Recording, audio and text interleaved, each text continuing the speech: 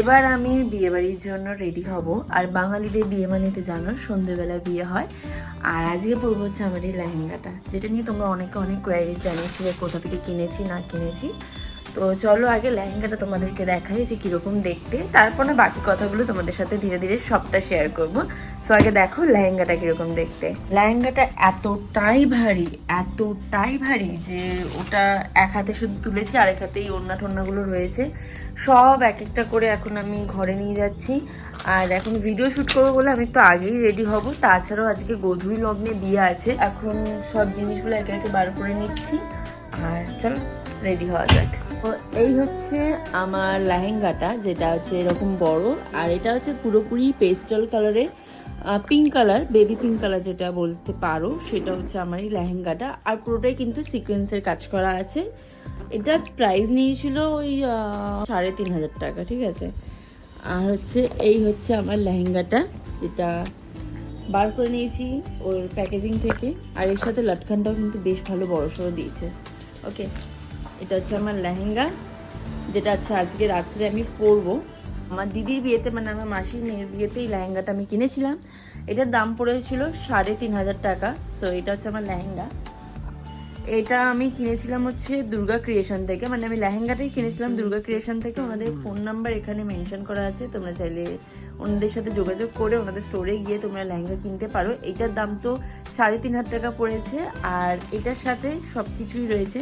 এই হচ্ছে ওড়না, যেটা আমি লেহেঙ্গার সাথে পরবো।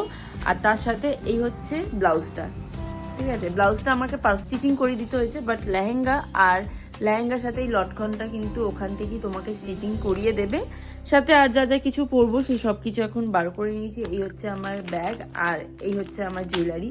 এইগুলোই হচ্ছে আজকে আমি পরবো। তার সাথে চুড়িটাও কোথায় রেখেছি, একটা জায়গায় রেখেছি, ভুলে গেছি। তো চলো এবার মেকআপটা স্টার্ট করা যাক। ড্রেস তো পরে নিয়েছি, লেহেঙ্গাটা তো পরা হয়ে গেছে, বাট চুলটা ভাবলাম যে আমার কাকিমার কাছে করি, কারণ আমার চুল বাদ দেওয়ার ইচ্ছা করছে না, আর অতটা এনার্জিও আমার নেই। সো এখন নিচে যাব, আমার কাকিমার পার্লার আছে, সেখানে গিয়ে চুলটা বাঁধবো, আর তারপর ঘরে এসে মেকআপটা করবো। তো চলো আগে চুলটা বেঁধে আসা যায়। নিচে পার্লারে এখন চুলটা বাঁধবো। আমার চুলের যে দশা, আমি নিজে একা বাঁধতে পারবো না।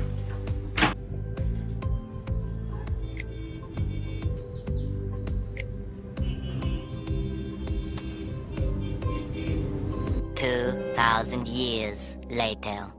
2 ঘন্টা পর আমি আবার ক্যামেরা অন করছি, আর আমি এখন রেডি হয়ে গেছি। যাওয়ার কথা ছিল ঠিক 6টা নাগাদ, আর যাচ্ছি এখন 7টা বাজতে যায়। যাকে এইটা হলো আমার আজকের ওভারঅল লুক, ঠিক আছে। এটা হচ্ছে আজকে আমার বিয়ে বাড়ির ওভারঅল লুক। এটা হচ্ছে আমার আউটফিট। আশা করি আমাকে দেখতে ভালো লাগছে।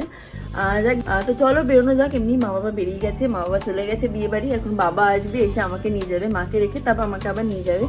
তো চলো এখন বিয়ে বাড়ি বেরোনো যাক। আর চুলটা কেমন বেঁধেছি সেটা আমি দেখাতে পারবো না এখন। বিয়ে বাড়িতে গিয়ে যদি কাউকে পারি তাহলে বলবো ভিডিও করে দিতে, দেন তোমরা দেখতে পাবে। তো আমার ঘরের অবস্থাটা তোমাদের এবার দেখিয়ে দিই। এই হচ্ছে আমার ঘরের অবস্থা। নিচে গেছিলাম চুল বাঁধতে, আর এই ব্যাগটা আজকে আমি ক্যারি করছি, ঠিক আছে। এই ব্যাগটা আমি আজকে ক্যারি করবো। তো কেমন লাগছে? বাবা চলে এসেছিল আমাকে নিতে, দেন বাবার গাড়ি করে এখন সোজা চলে যাচ্ছি বিয়ে বাড়ির উদ্দেশ্যে। সকালে যে মুষলধারে বৃষ্টি হয়েছিল, প্রচণ্ড ভয় খেয়ে গেছিলাম যে সন্ধ্যেবেলা হয়তো বৃষ্টি হবে, বাট এক ফোঁটা বৃষ্টি হয়নি, এটা কপাল ভালো। চলে এসেছি একদম ভেন্যুর সামনে, যেখানে বিয়ে বাড়ি হচ্ছে আমাদের। ভেন্যুটা জাস্ট অসাধারণ সাজিয়েছিল, এত সুন্দর এন্ট্রান্সটা সাজিয়েছিল, জাস্ট বলে বোঝাতে পারবো না তোমাদের। এরপর ভেতরে যা মাত্র দেখি শুভ দৃষ্টি হচ্ছে, তার সাথে সব ক্যামেরাম্যান এখন প্রচুর ফটো তুলছে বর আর বউয়ের। আমার ব্লগে বলো কিছু, বিয়ে বাড়িতে কেমন এনজয় করছো বলো। এরপর কাকিমাদের সাথে গল্প করে সোজা চলে এসেছিলাম মকটেল কাউন্টারে। আর মকটেল কাউন্টারের সামনে একটা গণেশ ঠাকুর বসিয়েছে, সেখান থেকে সোজা এগিয়ে গেলে সব খাবারের স্টার্টারের স্টলগুলো রেখেছে। আর এখানটা না দুর্দান্ত লাগছিল, জানো তো। এই পুকুর পাড়টার পাশে বসে থাকতে দারুণ লাগছিল, তার সাথে ফোয়ারাও ছিল এখানে, দেখতেও বেশ সুন্দর লাগছিল। দেন আমাদের মকটেল বানিয়ে দেয়। এটা কি মকটেল ছিল আমি ঠিক জানি না, বাট খেতে ভালো ছিল, তাই আমি এখন ফার্স্টেই খেয়ে নিয়েছিলাম একটু মকটেল, কারণ স্টার্টারের কাউন্টারে প্রচণ্ড ভিড় ছিল। তারপর ভেতরে যাওয়া মাত্র এখানে দেখি যে বরযাত্রী বিয়ের তত্ত্ব রাত্রিবেলা নিয়ে এসছে। আসলে সকালবেলা এত তত্ত্ব আনা সম্ভব হয়নি বলে হয়তো রাত্রিবেলা এনেছে, কিন্তু তত্ত্বগুলো দেখতে ভীষণ সুন্দর লাগছিল, খুব সুন্দরভাবে কিন্তু সাজানো হয়েছিল। আর ওই যে ওইদিকে দেখতে পাচ্ছ ওই নৌকাটার মধ্যে কিন্তু সব সাজার জিনিস আছে। তত্ত্ব দেখে সোজা চলে গেছিলাম আইসক্রিম খেতে। সত্যি কথা বলতে গেলে এই গরমে আমাকে কেউ যদি 100টা আইসক্রিম দিতে আমি 100টাই খেয়ে নেবো। তো ফার্স্টে আমি একটা আইসক্রিম ট্রাই করলাম, সেটা এখন খেতে খেতে দেখছি বরযাত্রীর মধ্যে আমার বাবা একটা তত্ত্ব নিয়ে আসছে। আর এই তত্ত্বটা ছিল ভীষণ ইউনিক, এটা ছিল একটা বড় বউ, জানো তো। যাই গিয়ে ওটা একটু দেখে তারপর এখানে দাঁড়িয়ে পড়লাম স্টার্টার কাউন্টারে। ছিল অনেক কিছু, কাবাব, ফিশ বল আর ছিল ফ্রেঞ্চ ফ্রাই। তো মায়ের জন্য অল্প একটু ফ্রেঞ্চ ফ্রাই নিয়েছিলাম, অবশ্য আমিও এটা খেয়েছিলাম। দেন তারপর নিয়েছিলাম একটু কফি, মা কফি খেতে চাইছিল, তাই জন্য মায়ের জন্য অল্প একটু কফিও নিয়ে গেছিলাম। আসলে আমি সেরকম কিছু খাচ্ছিলাম না, সব এনে এনে মাকে দিচ্ছিলাম, একটা দুটো করে ট্রাই করছিলাম, বাকিটা সবটাই মাকে দিয়ে দিচ্ছিলাম। বছর পর নিকিতা এসছে বিয়ে বাড়িতে, আমি এসছি তার 3-4 ঘন্টা পর নিকিতা এসছে। এত তাড়াতাড়ি দাঁড়া চলে এসছে গাইস, দেখুন দেখুন আমাদের ছোট বাচ্চা। আমরা এখন এসছি বিয়ে বাড়িতে গাইস, বউ জমা পর পেয়েছে এটা বিয়ে বাড়ি। খেয়েছিলাম আগের বছর, আবার একটা বিয়ে বাড়িতে আমরা চলে এসেছি। দেখুন গাইস, আগের বছর খেয়েছি ওটা। তো সবাইকার সাথে গল্প করতে করতে এদিকে দেখি বিয়ের রিচুয়ালও স্টার্ট হয়ে গেছে।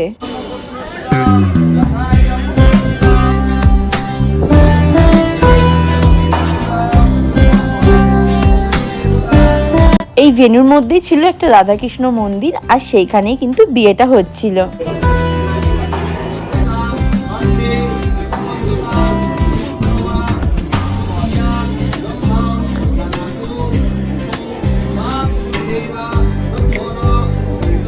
আমার চারপাশে সবাই এত ফটো তুলছে যে আমার নিজের দেখে নিজেরই মনে খুব দুঃখ হচ্ছিল, কারণ কেউ আমাকে ছবি তুলে দিচ্ছিল না। তাই জন্য 2-1টা সেলফি ক্যামেরাতে ভিডিও বানিয়েছিলাম, কি আর করব। বাট হ্যাঁ, সবশেষে আমারও একটা আউটফিটের ভিডিও আমি করেছি, যেটা নিকিতার সাথে। নিকিতা আর আমার আজকে ড্রেসটা কালার একদম ম্যাচিং হয়ে গেছে, শুধু আমি লেহেঙ্গা পরেছিলাম আর ও শাড়ি পরেছে।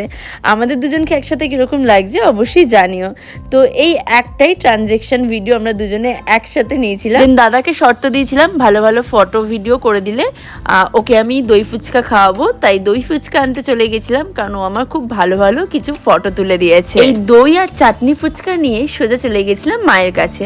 আমার মা ভীষণ ফুচকা খেতে ভালোবাসে, কিন্তু মা আজকে স্টার্টারে এত খাবার খেয়ে ফেলেছে যে মেন কোর্সে সেরকম কিছু খেতেই পারিনি। যাই হোক, দাদা এখানে কাবাব খাচ্ছিল, তাই আমি ওর কাছ থেকে অল্প একটু কাবাব খেয়েছিলাম। দেন দেখি এখানে মা কাকিমারা সবাই একসাথে বসে গল্প করছে, ছবি তুলছে। সত্যি বিয়ে বাড়ির দিনকে আমরা প্রচুর মজা করেছিলাম।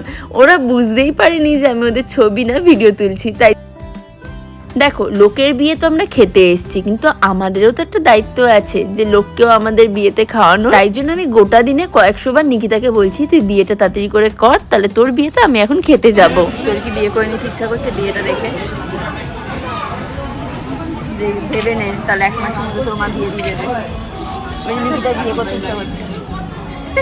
হিন্দুদের বিয়ে সব থেকে গুরুত্বপূর্ণ রিচুয়াল, সেটা হলো সিঁদুরদান। প্রত্যেকটা মেয়ের জীবনে এই মুহূর্তটা আলাদা রকমের হয়।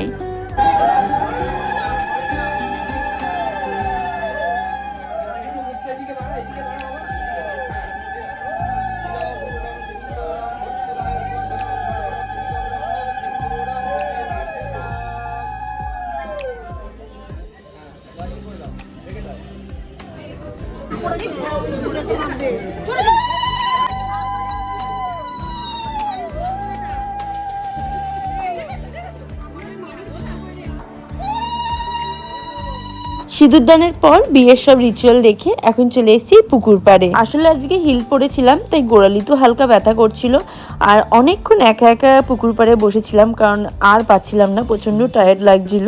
দেন এরপর চলে গেছিলাম রাতের ডিনার করতে।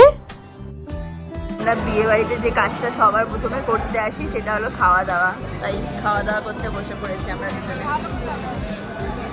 এতক্ষণ সকাল থেকে দেখাতে বলছিলাম না, এখন দেখা।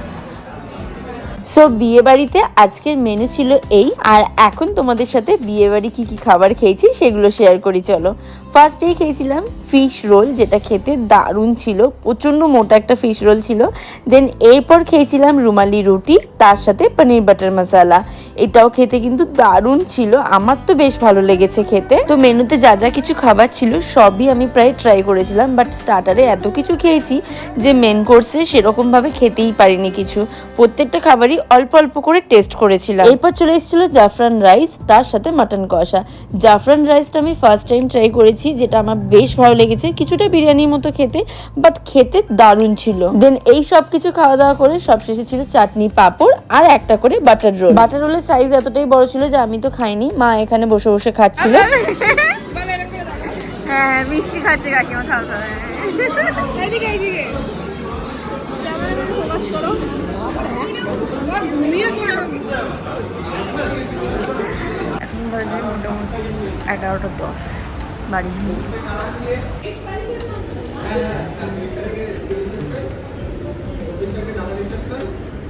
দেন সব শেষে বাড়ি ফেরবার সময় খেলাম হচ্ছে মিষ্টি পান। পান আর আইসক্রিমটাও ছিল মেন কোর্সে, বাট সেটা ছিল পুরোপুরি স্টলে। তো বাড়ি ফেরবার সময় একটা তো পান খেতেই হবে, তো এখান থেকে আমি একটা পান খেয়েছিলাম, যেটা একদম মিষ্টি পান ছিল। আমার ভীষণ ভালো লাগে পান খেতে।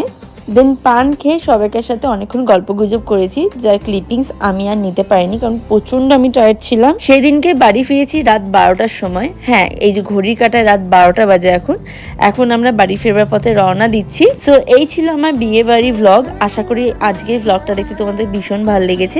ভালো লাগলে অবশ্যই লাইক এবং সাবস্ক্রাইব করে দিও। দেখা হবে অন্য কোনো ভিডিও। ততক্ষণের জন্য বাই।